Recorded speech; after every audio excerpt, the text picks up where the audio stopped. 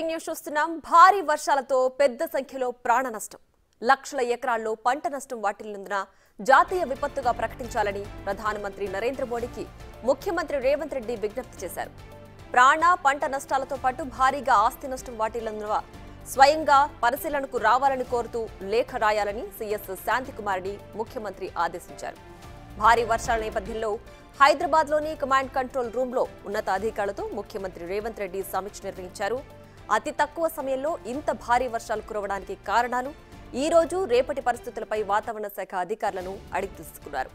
ఊహించిన దానికన్నా ఎక్కువ వర్షాలు వచ్చాయని, గతంలో 5 ఏళ్లకో 10 ఏళ్లకో ఇలా వచ్చేవని, ఇటీవల తరచూ వస్తున్నాయని, దీనిపై మరింత అధ్యయనాలు జరుగుతున్నాయని వాతావరణ శాఖ అధికారులు తెలిపారు.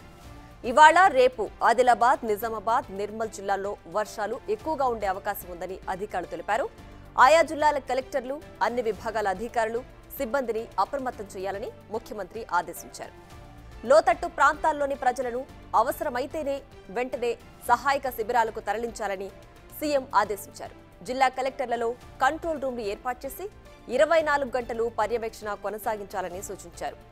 చెరువులు, కల్వర్ట్లు, లో లెవెల్ కాజ్వేలు, ఇతర ప్రదేశాల్లో వివిధ శాఖల అధికారులతో పర్యవేక్షణ చేయించాలని రేవంత్ రెడ్డి ఆదేశించారు. వాతావరణ పరిస్థితులపై ప్రతి 3 గంటలకు బులెటిన్ విడుదల చేయాలని సూచించారు.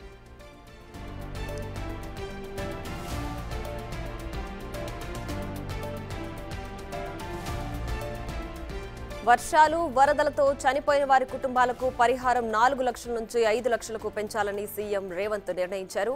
అటు పాడి పశువులకు ఇచ్చే పరిహారం 30,000 నుంచి 50,000కు, మేకలు, గొర్రెలకు 3,000 నుంచి 5,000 వరకు పరిహారం ఇవ్వాలని ముఖ్యమంత్రి ఆదేశించారు. పంట నష్టంపైన ముఖ్యమంత్రి రేవంత్ రెడ్డి ఆదేశించారు. ప్రాథమిక అంచనాల ప్రకారం 1,50,000 ఎకరాలకు పైగా పంట నష్టం వాటిల్లిందని అధికారులు తెలిపారు.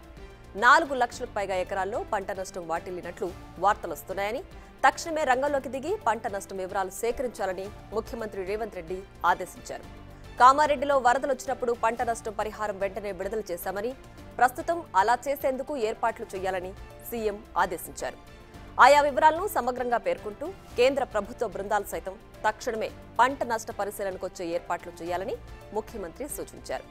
ఇక ఇళ్లు కూలిపోయిన వారికి ఇందిరమ్మ ఇళ్లు మంజూరు చేయాలని సీఎం రేవంత్ ఆదేశించారు.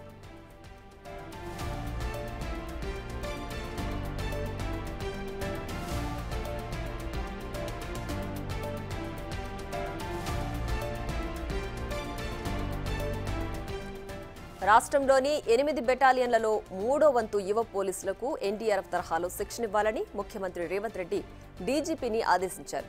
భారీ వర్షాలు, వరదల సమయంలో ఎన్డీఆర్ఎఫ్ నుంచి తక్షణం ఎందుకు అందడం లేదని ముఖ్యమంత్రి ప్రశ్నించారని, మనం పెట్టిన ఇండెంట్ ఆధారంగా వాళ్ల దగ్గర ఉన్న బలగాలను పంపుతారని, ఎందుకు సమయం పడుతోందని అధికారులు బదిలిచ్చారు. స్పందించిన ముఖ్యమంత్రి మన బెటాలియన్లలోని యువ పోలీసులకు ఎన్డీఆర్ఎఫ్ తరహాలో శిక్షణ ఇవ్వాలని ఆదేశించారు. ఎక్విప్మెంట్ సమస్యగా ఉంటుందని అధికారులు తెలుపగా ఎంత ఖర్చైనా పర్వాలేదని వెంటనే కొనుగోలు చేయాలని సూచించారు. ఒడిశా, గుజరాత్లో అలా శిక్షణ ఇచ్చి బృందాలు ఏర్పాటు చేసుకున్నాయని అధికారులు తెలుపగా, అవసరమైతే అక్కడి విధానాలను అధ్యయనం చేయాలని, అక్కడి అనుభవం ఉన్న వారితో శిక్షణ ఇప్పించాలని సీఎం సూచించారు.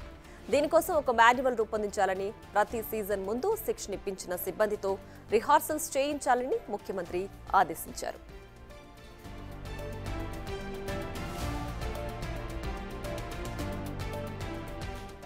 ఇక గ్రేటర్ పరిధిలో ఎక్కడా చిన్న అవాంఛనీయ సంఘటన చోటు చేసుకోవడానికి వీల్లేదని ముఖ్యమంత్రి రేవంత్ రెడ్డి అధికారులను ఆదేశించారు. విద్యుత్, ట్రాఫిక్, తాగునీరు, శానిటేషన్ విషయాల్లో అప్రమత్తంగా ఉండాలని సూచించారు. ట్రాఫిక్ను నిరంతరం పర్యవేక్షించాలని, విద్యుత్ సమస్యలుంటే వెంటనే పరిష్కరించాలని, లోతట్టు ప్రాంతాల ప్రజలను సహాయ శిబిరాలకు తరలించాలని సూచించారు.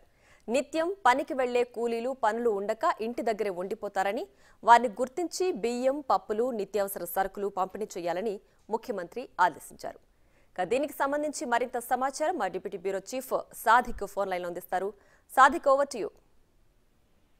ప్రియా, ప్రస్తుతం గతంలో ఎన్నడూ లేని విధంగా రాష్ట్రంలో భారీగా వరదలు, వర్షాల కారణంగా తీవ్ర నష్టం వాటిల నేపథ్యంలో జాతీయ విపత్తుగా ప్రకటించాలని ముఖ్యమంత్రి రేవంత్ రెడ్డి ప్రధాని మోడీకి విజ్ఞప్తి చేయడం జరిగింది. ఈ మేరకు లేఖ కూడా రాయడం జరిగింది. అంతేకాకుండా మరణించిన కుటుంబాలకు సానుభూతి తెలుపుతూనే ఆ 4 లక్షల నుంచి 5 లక్షలకు పెంపు కూడా చేయడం జరిగింది. చాలా పాడి పశువులు సంబంధించిన నీటిలో కొట్టుకుపోయిన సందర్భంలో, వరదలో కొట్టుకుపోయిన సందర్భంలో 30,000 ఉండే పరిహారం దాన్ని 50,000కు పెంచడం జరిగింది. గొర్రెలకు 3,000 ఉన్నటువంటి పరిహారాన్ని 5,000కు పెంచడం జరిగింది. తక్షణ సాయం కింద ఖమ్మం, మైబాదు, సూర్యాపేట, భద్రాద్రి కొత్తగూడెం జిల్లాలకు సంబంధించిన ఎక్కువ ఎఫెక్టెడ్ ఉన్నటువంటి జిల్లాలో 5 కోట్ల తక్షణ సాయం నిధిని ముఖ్యమంత్రి రేవంత్ రెడ్డి విడుదల చేయడం జరిగింది. ఎన్డీఆర్ఎఫ్ తరహాలో శిక్షణ ఇవ్వాలని, ఎందుకంటే విపత్కర పరిస్థితులు వచ్చినప్పుడు ఎట్లా ఉండాలనిపైన పూర్తి స్థాయిలో అయితే ఒక విధానం ప్రకటించడం జరిగింది. భారీ వర్షాలపై ముఖ్యమంత్రి రేవంత్ రెడ్డి ఇక్కడ కమాండ్ కంట్రోల్ రూమ్ లో చర్చల సమావేశం చేపట్టడం జరిగింది. ఆ తర్వాత మొత్తం ఖమ్మం జిల్లాలో, అదేవిధంగా సూర్యాపేట తదితర ప్రాంతాల్లో క్షేత్రస్థాయిలో పర్యటించేందుకు గాను, సహాయక చర్యల్లో పాల్గొనేందుకు గాను ముఖ్యమంత్రి రేవంత్ రెడ్డి రోడ్డు మార్గం ద్వారా వెళ్లడం జరిగింది. భవిష్యత్తులో ఇలాంటి విపత్కర సమయంలో ఎదుర్కొనేందుకు డిజాస్టర్ మేనేజ్మెంట్ తరహాలో తెలంగాణ డిజాస్టర్ మేనేజ్మెంట్ ఫోర్స్ ను కూడా ఏర్పాటు చేయాలని కూడా చెప్పడం జరిగింది. ఇప్పటికే దాదాపు చాలా మొత్తం అస్తవ్యస్తమైంది. రోడ్లు కానీ, భవనాలు కానీ, ట్రాన్స్పోర్ట్ కానీ, విద్యుత్ ఇవన్నీ కూడా కూలిపోయిన సందర్భం నేపథ్యంలో 25 పెద్ద టవర్లు కూలిపోయినప్పటికీ విద్యుత్తు సంబంధించిన నిరంతరంగా చేస్తున్నందుకు గుర్తు చేస్తూనే మరోవైపు 24 గంటల కరెంటు ఇచ్చే విధంగా ప్లాన్ చేసుకోవాలని కూడా చెప్తున్నారు. ఎందుకంటే తాగునీటి అవసరాల కోసం మిగతా వాళ్ళకి ఇబ్బంది కలగకుండా చూడాలని ఆదేశాలు జారీ చేయడం జరిగింది. ఇంతేకాకుండా ప్రధానంగా మాత్రం ప్రధానమంత్రి మోడీకి ఈ అంశం పైన కూడా ఒకసారి విజిట్ చేయాలని కూడా విజ్ఞప్తి చేయడం జరిగింది. గతంలో ఉన్నటువంటి కాకుండా ఈసారి పూర్తి స్థాయిలో అయితే ముఖ్యమంత్రులు ఎవరు కూడా బయటికి వెళ్ళలేని పరిస్థితిలో గతంలో ఉండే గత ప్రభుత్వాలు, కానీ ముఖ్యమంత్రి రేవంత్ రెడ్డి స్వయంగా పర్యటన చేయబోతున్నారు. సో అందులో భాగంగా ఇప్పటికైతే ప్రస్తుతం అయితే నల్గొండ జిల్లాలో పర్యటిస్తున్నారు. సో ఆ తర్వాత ఖమ్మం జిల్లాలో ఉంటారు. ఖమ్మం జిల్లాలో నైట్ అక్కడే స్టే చేసి ఇతర ప్రాంతాల్లో ఉండవద్దు. రాష్ట్రంలో కురుస్తున్న భారీ వర్షాలు, వరదలపైన కూడా పూర్తి స్థాయిలో అప్రమత్తంగా ఉండాలని అధికారులకు ఆదేశాలు జారీ చేయడం జరిగింది. ఎక్కడ కూడా ఉద్యోగులు ఎవరు కూడా సెలవు పెట్టకుండా సహాయక చర్యలో పాల్గొనాలని కూడా ఆదేశాలు జారీ చేయడం జరిగింది. ఇంతేకాకుండా ప్రస్తుతం అయితే రాష్ట్రంలో కాకుండా జిల్లాల్లో చాలా చోట్ల కూడా వర్షాలు పడే అవకాశం ఉంది. మరో 2-3 రోజుల పాటు కూడా ఇదే వాతావరణం కొనసాగే అవకాశం ఉన్న నేపథ్యంలో ఎటువంటి విపత్కర పరిస్థితులు వచ్చినా కూడా ఎదుర్కోవడానికి పోలీసు యంత్రాంగం, అధికార యంత్రాంగం, రెవెన్యూ అధికారుల సమన్వయంతో పూర్తి స్థాయిలో ఫోకస్ పెట్టాలని కూడా ఆదేశాలు జారీ చేయడం జరిగింది. ప్రాణ నష్టం జరగకుండా వీలంత త్వరగా అధికారులు అప్రమత్తంగా ఉండాలని ఆదేశాలు జారీ చేయడం జరిగింది.